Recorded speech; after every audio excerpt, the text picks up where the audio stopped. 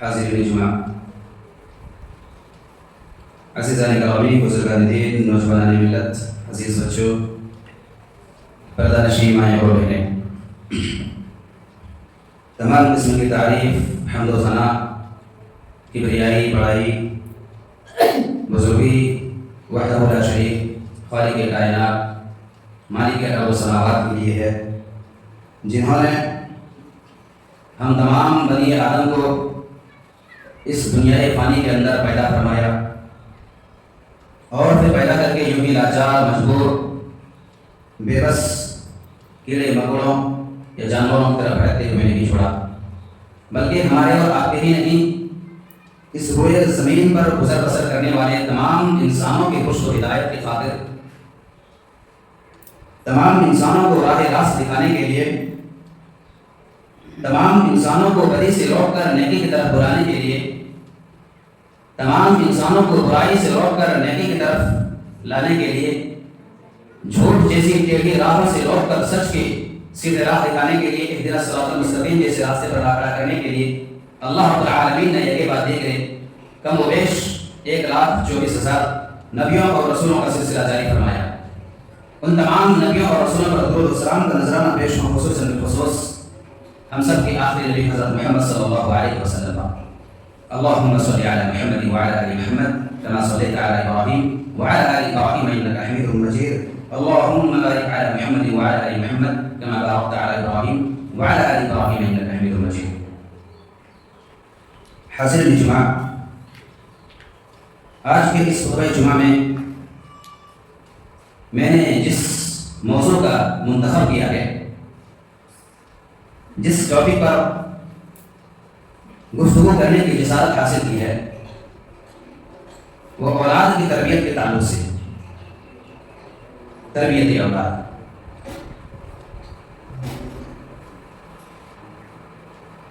انسان کے لیے اللہ رب العالمین نے اپنی تمام تر نعمتوں میں سے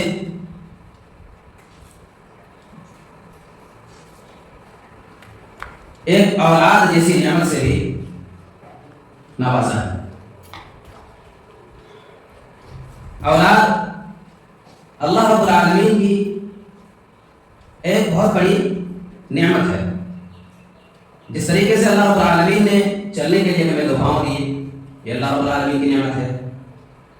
دیکھنے کے لیے دو آنکھ دیے، یہ اللہ رب العالمین کی نعمت ہے۔ سننے کے لیے دو کان دیے ہیں، یہ اللہ رب العالمین کی نعمت ہے۔ بولنے کے لیے زبان دی ہے اور زبان میں قوت گویائی اللہ رب العالمین نے بخشی، یہ بھی اللہ رب العالمین کی نعمت ہے۔ سوچنے سمجھنے کے لیے کمپیوٹر سے بھی تیز اللہ رب العالمین نے دماغ، عقل سے نوازا، یہ بھی اللہ رب العالمین کی نعمت ہے۔ پکڑنے، اٹھانے، پھینکنے کے لیے اللہ رب العالمین نے دو ہاتھ سے نوازا، یہ بھی اللہ رب العالمین کی نعمت ہے۔ تو ان تمام تر نعمتوں میں سے کسی ایک نعمت کے بارے میں اگر آپ جاننا چاہیں گے تو آپ اس شخص سے جا کر کے پوچھیں جن کے دو پاؤں تو ہیں لیکن چلنے کے قابل نہیں ہیں، جن کے دو ہاتھ تو ہیں لیکن ہمارے اور آپ کی طرف اٹھا کر کے، پکڑ کر کے پھیرنے کی صلاحیت، قوت نہیں رکھتے، جن کی دونوں آنکھیں تو ہیں لیکن اللہ رب العالمین نے ان آنکھوں میں بینائی نہیں رکھی، یعنی دیکھنے کی قوت چھین لی۔ آپ ان سے جا کر کے پوچھیں جن کے دونوں کان تو ہمارے اور آپ کی طرف ہیں لیکن اللہ رب العالمین نے سننے کی قوت کو چھین لیا ہے، ان سے آپ جا کر کے پوچھیں۔ اسی طریقے سے اولاد جیسی نعمت کے بارے میں اگر آپ کو جاننا ہے، کچھ جانکاری حاصل کرنی ہے، تو اس شخص سے آپ جا کر کے ملیں، اس شخص سے آپ جا کر کے پوچھیں جن کی شادی شدہ زندگی کم از کم 5 سال 6 سال گزر گئے ہوں اور ان کا کوئی ابھی بھی اولاد کے نام سے سونا پڑا ہو۔ اللہ رب العالمین کا بہت بڑا احسان و کرم ہے کہ ہم میں سے جو بھی حضرات شادی شدہ ہیں انہوں نے ہمیں بچے سے محروم نہیں رکھا، اولاد سے دور نہیں رکھا۔ تو انسان کے لیے شادی کے بعد، شادی شدہ زندگی کے بعد اولاد ایک بہت بڑی اللہ رب العالمین کی عطا کرتا نعمت ہے۔ تو اگر اس نعمت کے بارے میں اگر آپ جاننا چاہتے ہیں تو اس شخص سے پوچھیں جو ازدواجی زندگی تو گزار رہے ہیں اور گزارتے ہوئے 6 سال 7 سال 8 سال 10 سال کی ایک مدت گزار چکے ہیں، لیکن اولاد سے وہ محروم ہے. ان سے آپ جا کر پوچھیں کہ کیسا محسوس ہو رہا ہے بغیر اولاد کہ آپ کو کیسا لگ رہا ہے. اسی لیے میں نے اولاد کے تعلق سے ٹاپک کو انتخاب کیا ہے، موضوع پوچھنا ہے. اس پر بہت ہی ضروری باتیں کرنی ہے، کیونکہ ہماری اولاد جو ہے یہ صرف ہماری اولاد نہیں، ہماری اولاد جو ہے یہ صرف ہماری اولاد نہیں بلکہ آنے والے نسلوں کے لیے مائیں اور باپ بھی ہیں. آنے والے نسلوں کے لیے یہ ماں اور باپ بھی ہیں. لڑکی ہے تو آگے چل کر کے انشاءاللہ ویسے وہ ماں بنے گی، لڑکا ہے تو آگے چل کر کے وہ باپ بنے گا. تو اولاد کی تربیت ضروری کیوں ہے؟ سرل زبان میں آپ یوں سمجھ لیں کہ ابھی اگر آپ نے اس وقت اپنی اولاد کی صحیح تعلیم و تربیت نہیں کی، اس کو منمانی زندگی گزارنے کے لیے 10 4 5 روپے کے لیے چھوڑ دیے، تو یہ صرف آپ کی اولاد نہیں مل رہی، یہ صرف اور صرف آپ کی بگڑی کی ہوئی اولاد نہیں کہلائے گی، بلکہ آنے والے نسل کے لیے ایک بگڑا ہوا باپ ملے گا اور آنے والی نسل کے لیے ایک بگڑی ہوئی ماں ملے گی. اب ذرا اس بات پر، اس پوائنٹ پر غور کیجیے کہ اگر آنے والی نسل کے لیے اگر ایک بگڑا باپ اور ایک بگڑی ماں ان کو فراہم ہو، ان کو ملے، تو بھلا وہ جب خود دلدل کے راستے میں، غلاظت کے راستے میں، ضلالت و گمراہی کے راستے میں پھنسے ہوں تو وہ اپنی اولاد کی کس طرح اور کیوں کر تربیت کر سکے.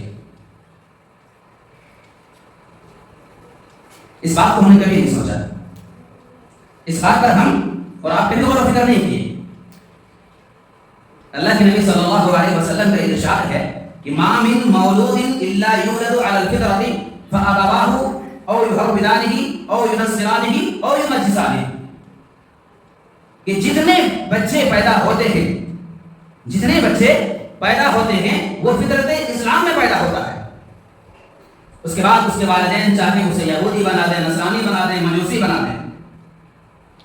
اب چونکہ ہم مسلمان ہیں تو ہماری اور آپ کی بھی اولاد جو ہے فطرت اسلام میں پیدا ہوتی ہے. اب ہماری اور آپ کی ذمہ داری بنتی ہے کہ اسے آپ دین تعلیم سے آراستہ و پیراستہ کریں، یا چور ڈاکو شرابی جواری وغیرہ آپ بنانا چاہیں تو آپ بنا سکتے ہیں، یہ آپ کی ذمہ داری ہے. جو بچہ پیدا ہوتا ہے، جو اولاد پیدا ہوتی ہے وہ فطرت اسلام میں پیدا ہوتی ہے. اب جب وہ اولاد پیدا ہوئی تو اس کے ماں باپ کے اوپر یہ ذمہ داری بنتی ہے، وہ تو فطرت اسلام میں پیدا ہوا، وہ بچہ فطرت اسلام میں پیدا ہوا، وہ تو کچھ جانتا نہیں، وہ معصوم ہے، نہ دنیا کی، نہ دین کی، نہ آخرت کی کسی بھی چیز کے بارے میں اسے علم نہیں ہے. یہاں تک کہ کچھ مہینوں تک وہ ماں باپ تک کو بھی نہیں پہچانتے. 1.5 مہینہ 2 مہینہ 3 مہینہ تک بھی آپ اللہ بردی اگر کر لیتے ہیں کسی سے تو وہ بچہ نہیں پہچان پائے گا کہ اصل میں اور حقیقت میں میرے والدین کون ہیں. تو یہاں پر والدین کی ذمہ داری بنتی ہے کہ آپ اپنی اولاد کو کس طرح کے راستے اختیار کرا رہے ہیں، کس طرح کے راستے اسے اپنانے دے رہے ہیں. یہ بہت بڑی ذمہ داری ہے، یہ بہت بڑی ذمہ داری ہے. ہم اور آپ سمجھتے ہیں کہ بچہ پیدا ہوا، کپڑا لتا دیے، کھانے پینے کے ساز و سامان مہیا کر دیے، بڑا ہو گیا، باہر جا کر کے کما کر کے آئے گا، نہ دین سے اس کو کوئی مطلب ہے، نہ دنیا سے کوئی مطلب ہے، نہ آخرت سے کوئی مطلب ہے، نہ اللہ اور اس کے رسول کے فرامین سے ان کو کوئی مطلب ہے. اگر ہم اسی طریقے سے اسے تعلیم سے کوسوں دور رکھ دیے تو اللہ رب العالمین ہمیں اس بارے میں پوچھے گا، سوال کرے گا. اللہ کے نبی صلی اللہ علیہ وسلم کی حدیث ہے، صحیح بخاری کی حدیث نمبر ہے 893، صحیح مسلم میں ہے 1829 1829، صحیح مسلم میں حدیث نمبر ہے 1829 1829 اور صحیح بخاری میں ہے 893. اللہ کے نبی صلی اللہ علیہ وسلم ارشاد فرماتے ہیں کلکم راع و کلکم مسئول عن رعیتہ فالامام راع وهو مسئول عن رعیتہ، کہ ہر شخص کو اللہ رب العالمین نے ذمہ دار بنایا ہے، ہر شخص کو اللہ رب العالمین نے ذمہ دار بنایا ہے اور اس کو اس کی ذمہ داری کے متعلق بروز قیامت اللہ رب العالمین سوال کرے گا، پوچھے گا. وقت کے حکمران جو ہیں اس کو اس تعلق سے اللہ رب العالمین سوال کرے گا. ہر آدمی اپنے گھر کے اہل و عیال کے ذمہ دار ہیں، اس کے اس ذمہ داری کے متعلق اللہ رب العالمین سوال کرے گا. اور ہر عورت اپنے خاوند یعنی اپنے شوہر کے گھر کی ذمہ دار ہیں، اس کے متعلق ان سے بھی سوال کیا جائے گا. فکلکم راع وکلکم مسئول عن رعیتہ. اسی طریقے سے ہر شخص کو اللہ رب العالمین نے ذمہ دار بنایا ہے اور اس کو اس کی ذمہ داری کے متعلق سوال پوچھا جائے گا، سوال کیا جائے گا. اگر اللہ رب العالمین نے ہمیں اولاد جیسی نعمت سے نوازا ہے اور ہماری اور آپ کی اولاد کس طرح زندگی گزار رہی ہے، کس طرح کے راستے اختیار کیے ہوئے ہیں، ہم میں سے بہتر کون جان سکتا ہے؟ ہم میں سے بہتر اور کون جان سکتا ہے؟ بھلا بتائیے میرے بھائیوں، اگر اللہ رب العالمین نے ہماری اولاد کے تعلق سے بھروسے قیامت ہم سے سوال کیا اور کرے گا، سوال کرے گا، پوچھے گا، تو کیا جواب دیں گے؟ کیا جواب دیں گے؟ کیا ہمارا جواب ہوگا؟ ہمارا آنسر جو ہوگا کیا ہوگا؟ اس بارے میں ہم نے کبھی سوچے؟ اولاً ذمہ داری یہ بنتی ہے کہ آپ اسے دین کی تعلیم سکھائیں، دین کی تعلیم دیں. وہ اللہ رب العالمین کی وحدانیت کو پہچانے گا، توحید کو پہچانے گا، وہ اپنے عقیدے کو سدھارے گا. حضرت لقمان حکیم کے تعلق سے اللہ رب العالمین نے جو انہوں نے اپنی اولاد کی نصیحت کی تھی، اپنے بیٹے کو جو نصیحت کیے تھے، اس نصیحت کو اللہ رب العالمین نے سورہ لقمان کے اندر اللہ رب العالمین نے ارشاد فرما دیا. وَإِذْ قَالَ لُقْمَانُ لِابْنِهِ وَهُوَ يَعِظُهُ يَا بُنَيَّ لَا تُشْرِكْ بِاللَّهِ إِنَّ الشِّرْكَ لَظُلْمٌ عَظِيمٌ.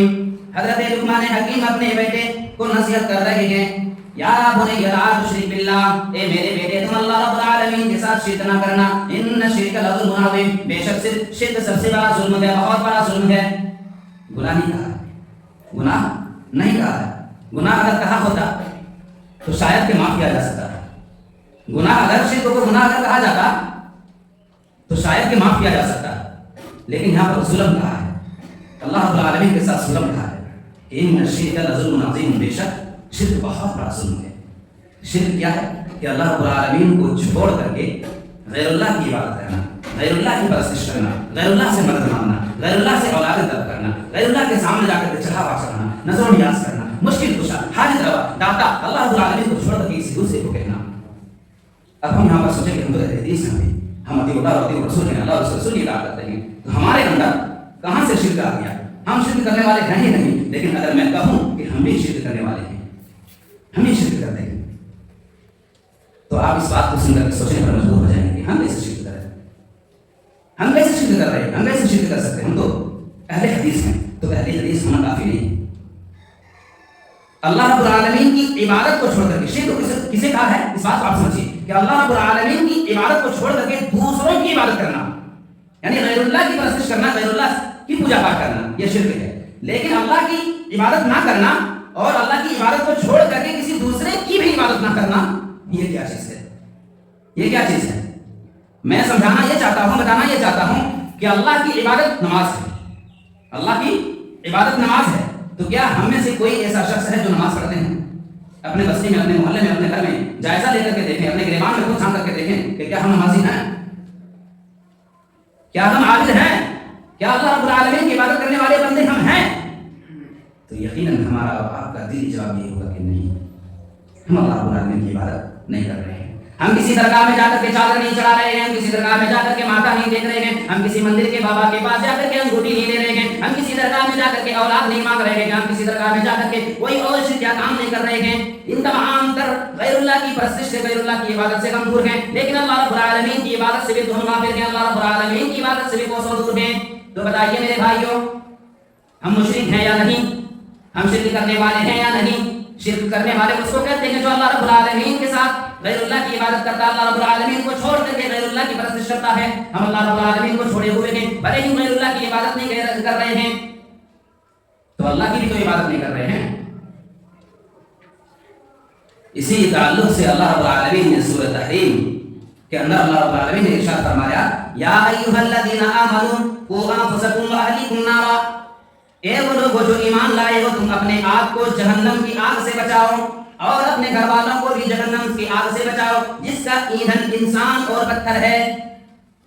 جس کا ایندھن انسان اور پتھر ہے. ایندھن سمجھتے ہیں جس کو ہم لوگ بولتے ہیں سلگان، کاٹھی وغیرہ ہم لوگ جو جلاتے ہیں یا کوئلہ جلاتے ہیں، اس میں دیکھے ہوں گے پہلے کوئلہ دیتے ہیں، جب سلگ جاتا ہے تب جا کر کے اس میں کوئلہ ڈالتے ہیں. تو اللہ رب العالمین اگر چاہتا تو کوئلے کو یا کاٹھی یا لکڑی کو سلگان بنا سکتا تھا، لیکن یہاں انسان اور پتھر کو ذکر کیا ہے. کیوں؟ کیونکہ انسان اور پتھر بہت زیادہ مضبوط ہوتا ہے. انسان اور پتھر بہت زیادہ مضبوط ہوتا ہے. آپ کوئلہ سمجھ کرتے پتھر کو جلائیے, کیا وہ جلے گا؟ نہیں جلے گا. کوئلہ کو آپ جلاتے ہیں جل کر تو وہ راکھ ہو جاتا ہے, یعنی چھار بن جاتا ہے. لکڑی کو آپ جلاتے ہیں جل کر کے وہ چھار بن جاتا ہے. اسی طریقے سے گوٹھے کو آپ جلاتے ہیں جو گوبر سے بنتا ہے وہ بھی چھار ہو جاتا ہے. اللہ رب العالمین نے یہاں سلطان کے لیے لکڑی, گوٹھا اور کوئلہ کو نہیں چنا, بلکہ چنا تو کس کو چنا؟ انسان اور پتھر کو. اللہ رب العالمین کو اس بات کا علم ہے کہ ایسی سلطان ہے یہ کبھی بجھنے والی نہیں ہے. میرے بھائیوں, جس کا ایندھن, جس کا سلطان انسان اور پتھر سے کیا جائے تو بھلا بتائیے اس آگ کی عالم اور درجہ حرارت کیا ہوگی؟ کبھی اس بارے میں سوچیں؟ تو اللہ رب العالمین کہہ رہا ہے اے ایمان والوں, یا ایھا الذین آمنوا قوا انفسکم واہلیکم نارا, اے ایمان والو تم اپنے آپ کو اور اپنے گھر والوں کو جہنم کی آگ سے بچاؤ, جہنم کی آگ سے دور کرو. وقودها الناس والحجارہ, جس کا ایندھن انسان اور پتھر ہے. علیہا ملائکۃ غلاظ شداد لا یعصون اللہ ما امرهم ویفعلون ما یؤمرون, جس پر اللہ رب العالمین اپنے بندوں کو سخت مقرر کر رکھے ہیں فرشتوں کو, جو اللہ رب العالمین کے فرمان کے مطابق, ان کے حکم کے مطابق ہی کام کرتے ہیں. وہ نہ رشوت دیتے ہیں, وہ نہ گھوس خوری کرتے ہیں. جو اللہ رب العالمین کا حکم ملتا ہے وہ بجا لاتے ہیں. سخت فرشتے ہیں, وہ کسی انسان پر رحم نہیں کرے گا. جس انسان کے متعلق اللہ رب العالمین نے اسے جو بھی حکم دے گا وہ فرشتے کر گزریں گے, جس کو جہنم میں اللہ رب العالمین مقرر کر رکھا ہے. میرے بھائیوں, ہمیں چاہیے کہ ہم اپنی اولاد کی صحیح تعلیم و تربیت کریں, دین سکھائیں, اللہ کی وحدانیت اسے بتلائیں, اس کے عقیدے کو درست کریں. اگر آج ہمارے اور آپ کے بچے بگڑ گئے, ہماری اور آپ کی اولاد اگر راستے سے بھٹک گئی, تو صرف یہ ہماری اور آپ کی اولاد نہیں بھٹکے گی, بلکہ ایک آنے والی نسل کے لیے, آنے والی نسلوں کے لیے ماں باپ بگڑیں گے, اور آنے والی نسل جو ہماری ہوگی وہ بگڑے ہوئے ماں باپ پائیں گے, وہ بگڑے ہوئے ماں باپ پائیں گے. اور جب وہ بگڑے ہوئے ماں باپ پائیں گے تو بھلا بتائیے کہ وہ اپنے آپ کو کیسے سدھار پائیں گے؟ جو سدھارنے والے ہوں گے, جو نصیحت کرنے والے ہوں گے, وہ خود بگڑے ہوئے ہوں گے, وہ خود نصیحتوں سے دور ہوں گے, تو بھلا وہ کیسے اسے سدھار پائیں گے اور کیسے نصیحت کر پائیں گے؟ ہمیں اس بارے میں غور و فکر کرنا بہت ضروری ہے. ہمیں اس بارے میں غور و فکر کرنا بہت ضروری ہے, کیونکہ بچے جب پیدا ہوتے ہیں تو ان کی کوئی غلطی نہیں ہے, کیونکہ اللہ کے نبی صلی اللہ علیہ وسلم نے صاف طور پر کہہ دیا کہ ہر بچہ فطرت اسلام میں پیدا ہوتا ہے. اب پیدا ہونے کے بعد اس کے والدین کے اختیار میں کہ وہ جس طریقے سے اسے چاہے تربیت کرے, جس سانچے میں اسے ڈالنا چاہے وہ ڈالے. ایک مثال میں یوں آپ کو دیتا ہوں کہ کمہار, ہم لوگ دیکھتے ہیں کہ ہمارے اپنے کنبہ میں بہت سارے کمہار ہیں, وہ مٹکا بناتے ہیں, مٹی کے برتن بناتے ہیں جس کو ہم لوگ کھیلا بولتے ہیں. تو چکا میں گھما کر کے مٹی گول کر کے جب وہ اٹھاتے ہیں, اور وہ مٹی کچی مٹی ہوتی ہے, تو جس طریقے سے اس کو وہ چاہتے ہیں ٹھوک پیٹ کر کے ادھر سے ادھر سے ادھر سے ادھر سے گھما کر کے موڑ دیتے ہیں, گول کر کے پورا بہترین انداز میں بنا دیتے ہیں. اور جتنا زور سے اس میں وہ اگر چاہیں اتنا زور سے وہ تھپڑا مار سکتے ہیں, کسی لکڑی ڈنڈے کے سہارے سے بھی اس کو مار سکتے ہیں, سیدھا کر سکتے ہیں, گول کر سکتے ہیں, اور اس پر کوئی برا اثر نہیں پڑتا ہے, بلکہ بگڑنے کے بجائے وہ اور زیادہ بنتا ہے. کیوں؟ کیونکہ وہ مٹی جو ہے وہ کچی ہے, وہ مٹی جو ہے کچی ہے. جب اس کو آگ کی تپش میں پکایا جاتا ہے, لال کیا جاتا ہے, اس کے بعد ایک چھوٹا سا کنکر لے کر کے آپ اس کو پھینک کر کے ماریے. ایک چھوٹا سا کنکر اٹھائیے, جو کھیلا آپ لیے ہیں, جو پک چکا ہے بالکل آگ کی تپش میں سے, اس کو جو تیار کیا گیا تھا, چھوٹا سا کنکر لے کر کے پھینک کر کے ماریے. اس کے بعد اس کی حالت کو دیکھیے اور اس حالت کو پھر آپ سدھارنے کی کوشش کیجیے. آپ سمجھ رہے ہیں میں کیا کہنا چاہتا ہوں؟ تو کیا اس کھیلے کو آپ ٹھیک کر سکتے ہیں؟ کیا اس کھیلے کو, اس مٹکا کو آپ ٹھیک کر سکتے ہیں جو آگ کی تپش میں پک کر کے پوری طرح سے تیار ہو چکا ہے؟ تو یقیناً آپ نہیں کر سکتے. اسی طریقے سے یعنی جس طریقے سے مٹی گیلی ہوتی ہے اور کمہار اس کو ٹھوک پیٹ کر کے جس آکار میں اسے ڈالنا چاہتا ہے وہ ڈھل جاتا ہے, جو بنانا چاہتا ہے بن جاتا ہے. ہماری اولاد بھی اسی طریقے سے ہے, اسی گیلی مٹی کی طرح ہے. جب یہ اپنے بچپنے کے دور میں ہوں تو ہماری اور آپ کی ذمہ داری یہ ہے کہ جس طریقے سے ہم چاہیں اسے ٹھوک پیٹ کر کے جو راستہ اسے ہم اختیار کروانا چاہیں کرا سکتے ہیں, جو راستہ ہم آپ اختیار کرنا چاہتے ہیں کرا سکتے ہیں. اور یہ ضرور کرے گا, کیونکہ اس کے پاس دماغ تو ہے, ساری چیزیں صحیح سلامت ہے, لیکن پھر بھی یہ صحیح اور غلط کی تمیز نہیں کر پاتے جب تک کہ اسے ہم نہ بتاتے, یا پھر جو وہ ہمیں اور آپ کو کرتے ہوئے دیکھتے ہیں, یعنی ماں باپ کو کرتے ہوئے پاتے ہیں, وہی چیز کو اختیار کرتے ہیں. جب وقت ہاتھ سے چلا جائے گا یعنی بچے بڑے ہو جائیں گے، اس گھیلے کی طرف پک جائے گا اور اسے ٹھوک پٹ کر سیدھا کرنا چاہیں گے، تو صرف اور صرف پچھتاوا اور شکوہ شکایت کے علاوہ ہمیں اور آپ کو کچھ نہیں ملے گا۔ اور یہی ہو رہا ہے، یہی ہو رہا ہے۔ ہماری اولاد جو بگڑ رہی ہے، پھر دوسروں کی اولاد پر ہم الزام ڈالتے ہیں کہ جب تک ان کی شادی نہیں کرائے تھے تب تک میرا بیٹا ہماری باغ ڈور میں گھوم رہا تھا، لیکن پتہ نہیں کون سے چڑیل کی بچی آ کر کے گھر میں گھس گئی، ایک دم جادوگرنی۔ پھر یہ ہماری اولاد کی شکوہ شکایت ہوتی ہے۔ تو جادوگرنی وہ نہیں، جادوگرنی ہم گھر میں خود ہیں، یا جادوگر کوئی اور نہیں بلکہ ہم خود ہیں۔ جو جادو کسی کی اولاد، کسی کی بہن بیٹی آ کر کے ہماری اولاد پہ کرتی ہے، وہی جادو اگر ہم شروعاتی دور میں بچپنے میں ہم کیے ہوتے تو کیا مجال کہ اپنے ماں باپ کی بات کو کاٹ کر کے کسی غیر کی بیٹی کی بات کو مان کر کے وہ اپنے ماں باپ کو چھوڑ دیتے؟ کوئی یہ جرات کر سکتے تھے؟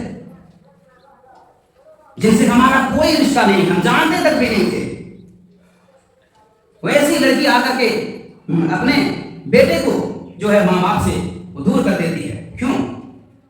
اس میں غلطی اس کی آنے والی کی ہے یا جو خود اس گھر میں پہلے سے موجود ہیں اس کی غلطی ہے؟ تو میرا جواب یہی ہے کہ جو گھر میں خود سے پہلے سے موجود ہیں ان کی غلطی ہے، کیونکہ تھیلا تو پک کر کے تیار ہو گیا ہے۔ اب کہیں ٹیڑھا میڑھا نظر آئے گا اور اس کو آپ ٹھوک پیٹ کر کے سیدھا کرنا چاہیں گے تو سیدھا ہونے کے بجائے وہ پھوٹے گا، اور پھوٹے ہوئے چیز کسی کام میں نہیں آتی۔ اسی طریقے سے جب اولاد آپ کے اختیار میں تھی اس وقت آپ اس کو صحیح اور غلط کی تمیز تو بتائے نہیں، جب اس کو پکا کر کے تیار کر دیے، جب تیار ہو کر کے وہ اپنی منمانی زندگی کرنے لگے، منمانی زندگی گزارنے لگے، تب آپ جا کر کے آپ کو احساس ہوا ہے کہ ہماری اولاد تو بگڑ چکی ہے، ماں باپ کے کہنے کو نہیں مانتے، اولاد نافرمان ہو چکی ہے، ماں باپ کو چھوڑ چکے ہیں، یہ بیوی کا غلام بن چکا ہے، یہ ساس سسر کا ہو چکا ہے، ہم نے اس کو 16 17 سال 18 20 22 سال جو ہے پالن پوشن کیے، لیکن تمام تر چیزوں کو انہوں نے ٹھکرا دیا، تمام تر چیزوں کو انہوں نے بھلا دیا۔ بھلا بتائیے وہ بھلائی گا کیوں نہیں؟ کیونکہ ان کو آپ نے قرآن و حدیث کی تعلیم نہیں دی، اس کو آپ نے دین کی تعلیم سے آراستہ نہیں کیے، ان کو آپ نے صحیح اور غلط کی تمیز نہیں بتائی، ان کو آپ نے اللہ کی وحدانیت کو نہیں سمجھائے، اس کے عقیدے کو آپ نے درست نہیں کرائے۔ ماں باپ کا کیا حکم ہوتا ہے، ماں باپ کے تعلق سے اولاد کے اوپر کیا ذمہ داری بنتے ہیں، اس تعلق سے آپ نے اسے کبھی سکھائے نہیں، اور جب گھیرے کی طرف پک کر کے وہ تیار ہو گیا ہے تب آپ لاٹھی ڈنڈا لے کر کے اسے ٹھیک کرنا چاہتے ہیں، ٹھیک کرنے کے لیے جاتے ہیں، تو وہی اولاد جن کو آپ کو پہلے ٹھیک کرنا چاہیے تھا اس کو بعد میں آپ ٹھیک کرنا چاہ رہے ہیں، پکنے کے بعد تو وہ اولاد آپ کو سدھرنے کے بجائے آپ کی گردن کو دبوچتا ہے۔ پھر آپ گاؤں والے کو، محلے والے کو، ایسے گھوس خوروں کو، ایسے جو ہے لت خوروں کو آپ بلاتے ہیں اپنے گھر میں پنچیتی فیصلہ کرنے کے لیے کہ ہماری اولاد بگڑ گئی ہے۔ پہلے ایسا نہیں کرتا تھا، جب تک شادی نہیں ہوئی تھی کما کر کے اچھا خاصا لا کر کے دیتا تھا، لیکن فرما کی بیٹیا سے جب اس کی شادی کرائی گئی یہ بگڑ چکا ہے، یہ باپ کی بات کو نہیں سنتا ہے، ماں کی ممتا کو انہوں نے بھلا دیا ہے، باپ کی پرورش کو انہوں نے بھلا دیا ہے، اور یہ سسرال میں جا کر رہنے لگا۔ بھلا بتائیے، یہ شکوہ شکایت کرنا ہمارے اور آپ کے لیے فضول ہے میرے بھائیوں۔ اگر اس شکوہ شکایت سے آپ بچنا چاہتے ہیں تو اب بھی وقت ہے، ابھی بھی وقت ہے، وقت ہاتھ سے گیا نہیں ہے۔ ہم اپنی اولاد کو سکھا سکتے ہیں، اس کو دین کی تعلیم سکھا سکتے ہیں، قرآن اور حدیث کی تعلیم سے اسے روشناس کر سکتے ہیں کہ ماں باپ، شریعت اسلامیہ نے ماں باپ کا کیا حکم رکھا ہے، اللہ اور اس کے رسول کا کیا حکم ہے۔ ان تمام تر چیزوں کی جانکاری اسے ہم دیں گے، سکھائیں گے تو ضرور بھی ضرور وہ ماں باپ کے احکام کو بھی سمجھے گا، ماں باپ کے حقوق کو بھی سمجھے گا، بیوی کے حقوق کو بھی سمجھے گا، بھائی بہن کے حقوق کو بھی سمجھے گا، اپنے محلے والے پڑوسی اور تمام تر لوگوں کے حقوق کو وہ پہچان کر کے چلے گا، تمام تر حکم احکام کو وہ پہچانے گا، تمام تر لوگوں کے احکام کیا ہیں، اس کے حقوق کیا ہیں وہ پہچان کر کے چلے گا، سب کو لے کر کے چلے گا۔ لیکن ضروری ہے کہ اسے آپ دینی تعلیم سے آراستہ و پیراستہ کریں۔ یوں ہی جانوروں کی طرح اگر بھٹکتے ہوئے چھوڑ دیں گے تو بھلا بتائیے سانپ کی طرح وہ آپ کو اگر ڈسے گا نہیں تو کیا کرے گا؟ کیوں؟ کیونکہ ان کو یہ احساس ہے کہ جو پیسہ ہم کما رہے ہیں یہ میری خود کی کمائی ہے، اس کمائی کے پیچھے میری محنت ہے، میرے ماں باپ کی نہیں۔ یہ کوئی پڑھائی آ کر کے اور پڑھاتا ہے، یہ پڑھائی کوئی اور آ کر کے پڑھاتا ہے، یہ سیکھ کوئی اور آ کر کے سکھاتا ہے، تو یہی سب پڑھائی اس کے دماغ میں گھستا ہے، یہی سب سیکھ اس کے دماغ میں گھستا ہے، تو وہی راستہ وہ اختیار کرتا ہے۔ یہ راستہ ہمیں اسی وقت ہمیں اور آپ کو اختیار کرنا چاہیے تھا جب وہ کچی مٹی کی طرح تھا، جب گھیرا بن رہا تھا۔ میرے بھائیوں، میں وقت کو زیادہ نہ دیتے ہوئے آخر میں اللہ رب العالمین سے دعا ہمارے اللہ تو ہم تمام والدین کو اپنی ذمہ داری کو صحیح سے ادا کرنے کی توفیق عطا فرما۔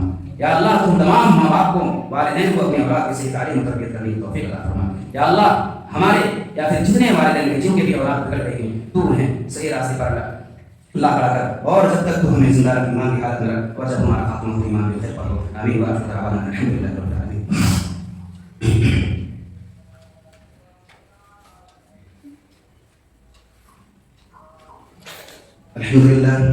الحمد لله وكفى وسلام على عباده الذين اصطفى. أما بعد، أعوذ بالله من الشيطان الرجيم. بسم الله الرحمن الرحيم. إن الله وملائكته يصلون على النبي يا أيها الذين آمنوا صلوا عليه وسلموا تسليما.